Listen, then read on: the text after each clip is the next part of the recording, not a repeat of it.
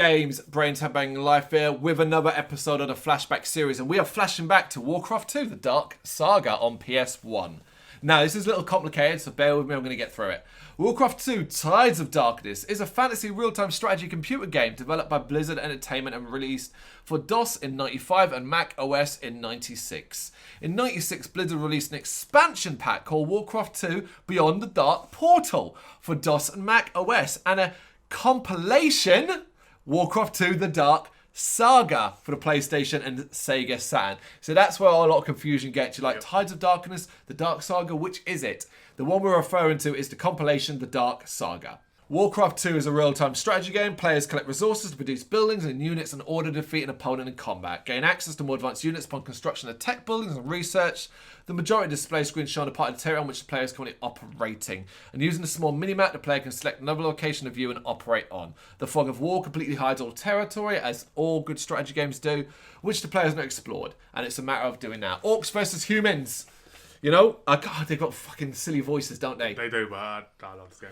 Yeah, things we like, things we don't like, and favourite moments, scenes, bits of music. Right, things we like then. What you got? It's going to sound so controversial, okay? Go on. But Command and Conquer 2, this was to me.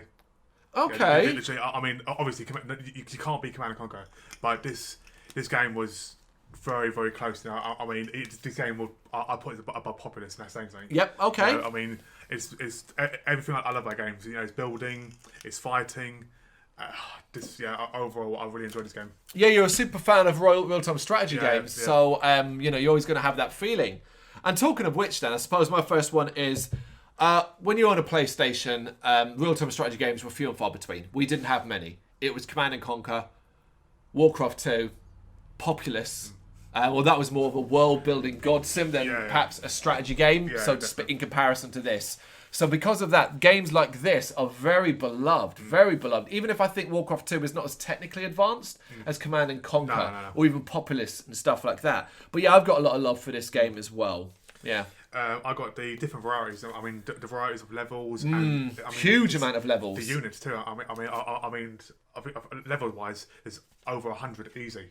It goes crazy. There's so many, and then different types of like variety in the units.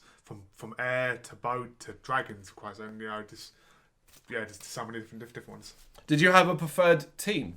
Oh, I say it's hard because I love the way the humans look. Because I used to love the knights, but then I also love the ogres. You know, because I mean, even bloody, I always call them the big fat guys with the two heads. You know, literally just but it's hard to pick which one, but I'll probably have to go. I'll go for humans, I'd say, but. Yeah, I think so. I think I always vaguely remember playing humans more than I do orcs. A huge amount of levels I had as well. And the other one I want to mention is the intros to levels. You'd get scrolling like information, but you'd also have voiceovers, which were always like in the case of the humans were like that kind of grandiose, epic, you know, oh sire and stuff like that. Well, the orcs had this kind of growl, death metal style thing going on. You know, it's cool.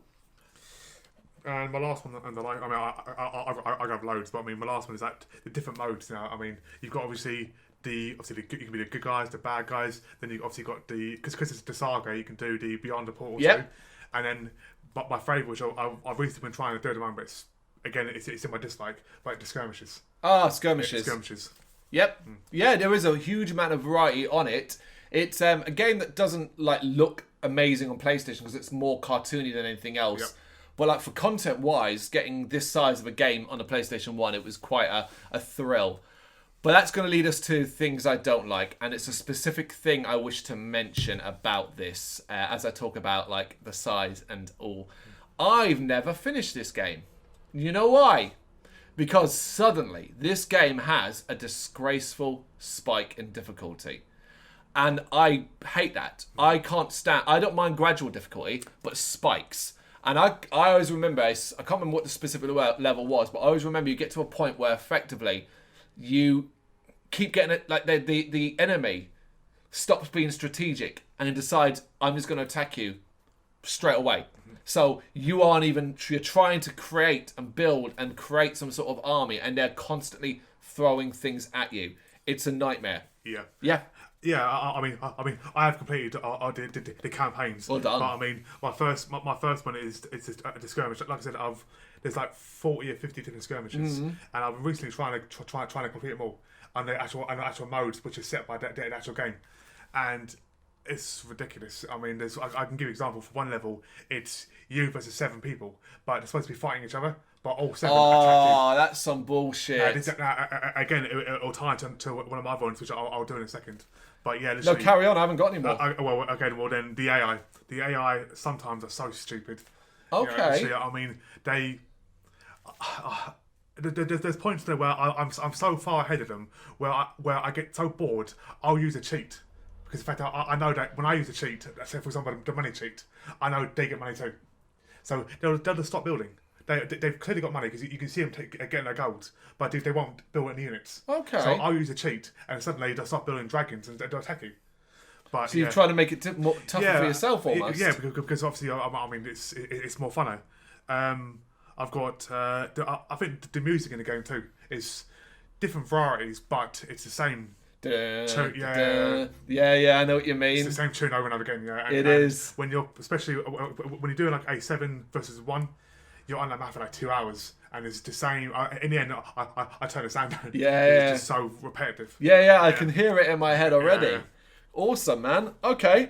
I don't really have anything I dislike about the game in regards to that, but you brought us some good ones. What about favourite moments, scenes, or bits of music? Do you have anything? Because this was a tough one.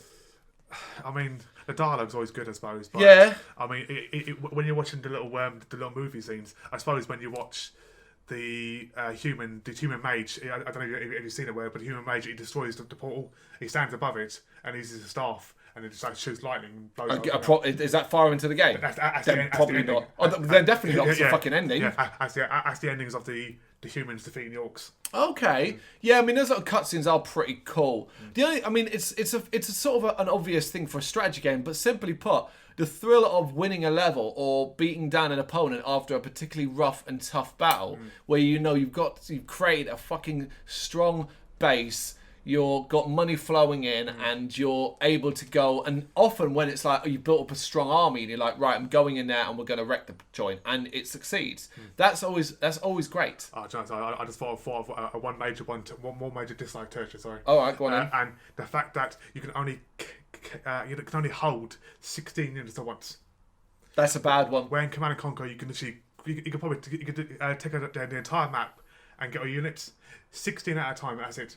Do you reckon that's because the sprites are quite big on the screen? I think they couldn't handle it. Yeah, because they're quite large in the screen rather than quite small. Yeah, I mean, if you build an army of 30, you'll find yourself grabbing 16, sending one that side, and then grab the other 16 and send that side. way. Yeah, which is always not fun because the enemy can actually hold more than you. Right, so. Flawed as it is. Any more favourite moments, scenes, bits of music? No, absolutely. There you go, Warcraft II, the Dark Saga. Let us know your thoughts in the comments. Thank you very much for watching. You can check us out on gbhbl.com as well as on Facebook, Instagram, Twitter and Tumblr.